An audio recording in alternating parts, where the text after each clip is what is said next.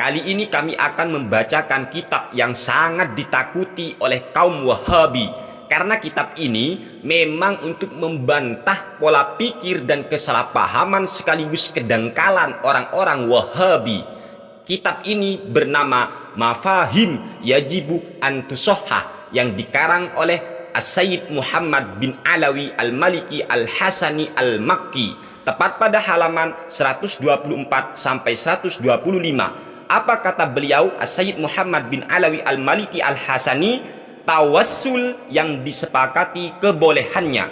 Tidak ada seorang pun dari kaum muslimin yang berbeda pendapat tentang disyariatkannya bertawassul kepada Allah melalui perantara amal soleh. Barang siapa yang berpuasa atau melaksanakan sholat, atau ia membaca Al-Quran, atau ia bersedekah, maka sebenarnya orang tersebut bertawassul dengan puasanya, bertawassul dengan sholatnya, bertawassul dengan bacaan Al-Qurannya, dan bertawassul dengan sedekahnya. Bahkan yang demikian itu lebih diharapkan terkabulnya doa dan lebih besar dalam mencapai harapan. Hal ini tidak diperselisihkan oleh dua orang, dalam artian bertawassul dengan amal soleh itu sudah disepakati kebolehannya.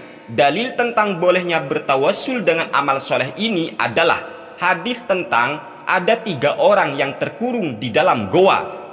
Salah satu di antara mereka ada yang bertawassul kepada Allah melalui perantara kebaikannya terhadap kedua orang tuanya. Sedangkan orang yang kedua, ia bertawassul melalui perbuatannya di dalam menjauhi kekejian, walaupun sebenarnya dia mampu melakukan perbuatan keji tersebut. Sedangkan orang yang ketiga, ia bertawassul dengan perantara amanah yang ia terima dan menjaga amanah dirinya di dalam menjaga hartanya orang lain, dan dia melaksanakan amanah tersebut secara sempurna. Akhirnya Allah Subhanahu wa Ta'ala membebaskan ketiga orang yang terkurung di dalam goa tersebut, dan ini merupakan bagian dari jenis tawassul yang telah diperinci dan telah dijelaskan dalilnya, sekaligus telah ditahqiq oleh Syekh Ibnu Taimiyah di dalam beberapa kitab beliau, khususnya di dalam risalah Imam Ibnu Taimiyah yang bernama Qaidah Jalilah fit Tawassuli wal Wasilah. Intinya adalah tawassul yang sudah disepakati tentang kebolehannya adalah bertawassul dengan amal soleh. Ini sudah tidak ada perbedaan pendapat di antara kaum muslimin. Kemudian Sayyid Muhammad bin Alawi Al-Maliki Al-Hasani melanjutkan penjelasannya. Mahalul khilafi wa mahallul khilafi fi mas'alati tawassuli huwa tawassulu bi ghairi amalil mutawassili ka tawassuli bi dzawati wal ashkhasi bi ayyaqula Allahumma inni atawassalu ilaika bi nabiyyika Muhammadin sallallahu alaihi wasallam aw atawassalu ilaika bi Abi Bakr as-Siddiq aw bi Umar bin al-Khattab aw bi Utsman aw bi Ali radhiyallahu anhum fa hadza huwal mamnu'u inda ba'dihim. Ada jenis tawassul yang masih dipersoalkan, diperselisihkan oleh para ulama, yaitu bertawassul dengan selain amalnya orang yang bertawassul.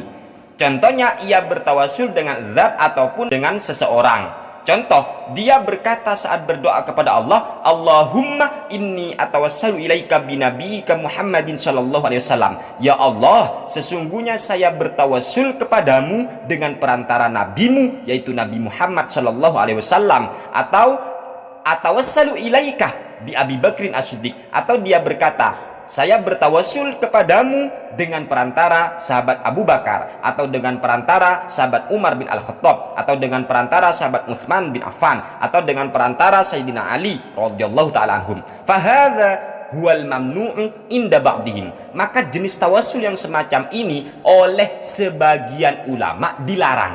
Jadi oleh sebagian ulama dilarang, bukan oleh semua ulama. Ini teman-teman ya.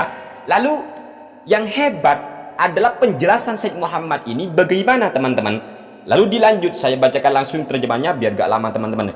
Sebenarnya kami memandang bahwa khilaf atau perbedaan pendapat yang semacam ini sebenarnya cuma dari sisi formalitas dan bukan sampai secara substansi.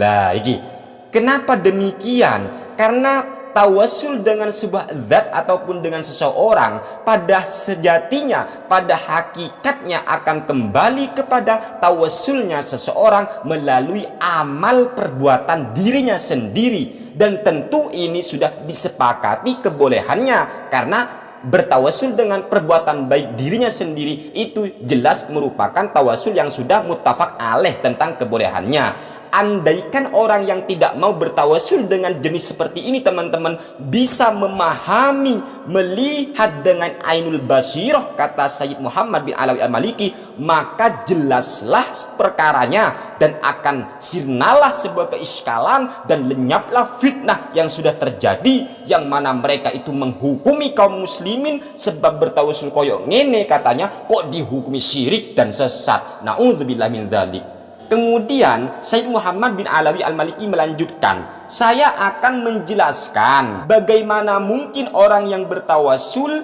dengan orang lain kok sejatinya dianggap ia bertawasul dengan amal perbuatannya sendiri. Kok iso koyok ngene? Lah, mungkin kaum Wahabi atau sumbu pendek itu nanya ngene, kok bisa bertawasul dengan Nabi, bertawasul dengan sahabat Abu Bakar atau sahabat Umar atau Utsman atau sahabat Ali, iku kok disebut bertawasul dengan amalnya sendiri? Kok bisa wong bukan amalnya sendiri? Maka dijawab oleh Sayyid Muhammad bin Alawi al-Maliki, fa'aquluh, katanya, maka saya akan jawab, ketahuilah bahwasanya orang yang bertawasul melalui perantara seseorang, sebenarnya ia melakukan tawasul dengan orang tersebut karena ia mencintai orang tadi, karena ia meyakini tentang kesolehan orang tersebut, meyakini tentang kedekatannya ia dengan Allah Subhanahu wa Ta'ala, atau keutamaannya dia di hadapan Allah karena adanya husnudzon kepada orang yang ia cintai tadi. Dia meyakini orang yang dijadikan bertawasul itu dia mencintai Allah, berjihad di jalan Allah, atau karena dia meyakini bahwa Allah mencintai orang tersebut sebagaimana firman Allah, yuhibbuhum wa yuhibbunahu. Jadi Allah mencintai mereka dan mereka pun cinta kepada Allah.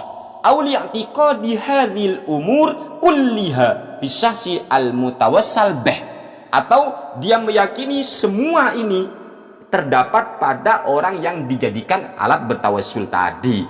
Apabila engkau sudah merenungi persoalannya, maka tentu akan engkau ketahui, akan engkau temukan bahwa cinta yang ada dalam diri orang tersebut atau keyakinan dari orang tersebut sebenarnya min amalil mutawassili, itu bagian dari amal orang yang melakukan tawassul, li'annahu i'tiqaduhul ladzi in aqada alaihi qalbuhu.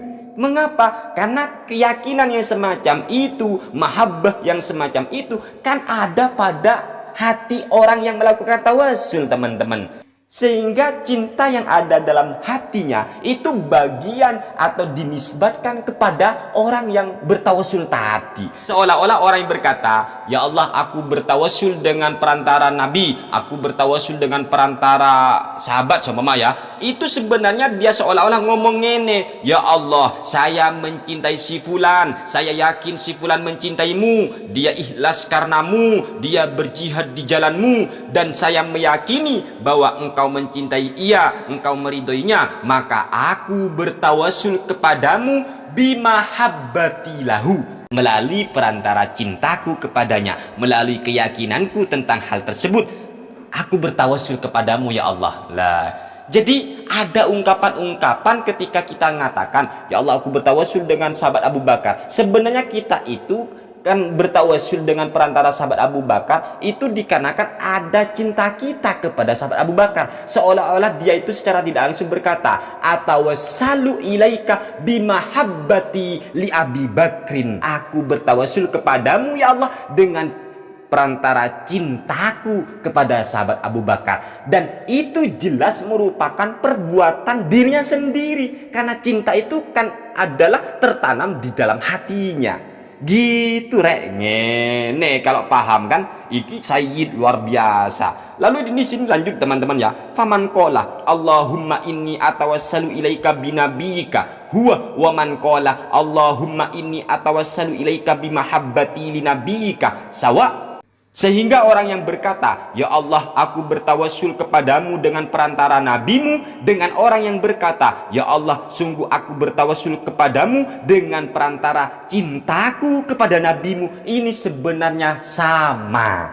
Ngene teman-teman, sama itu. Makanya oleh Said Muhammad bin Alawi Al-Maliki dikatakan orang yang bertawasul dengan seseorang hakikatnya dia bertawasul dengan amalnya sendiri. Apa amalnya? Cintanya itu loh. Dia pasti cinta kepada orang itu, dia pasti senang kepada orang itu, dia pasti meyakini kesalahan itu, dan itu amal hatinya sendiri. Maka ketika ulama menyepakati kebolehan bertawasul dengan perantara amalnya sendiri, maka otomatis bertawasul dengan perantara Nabi, bertawasul dengan para sahabat itu jelas diperbolehkan. Karena sejatinya bertawasul dengan seseorang sejatinya bertawasul dengan amal diri kita sendiri, yaitu karena kita mencintai orang tadi.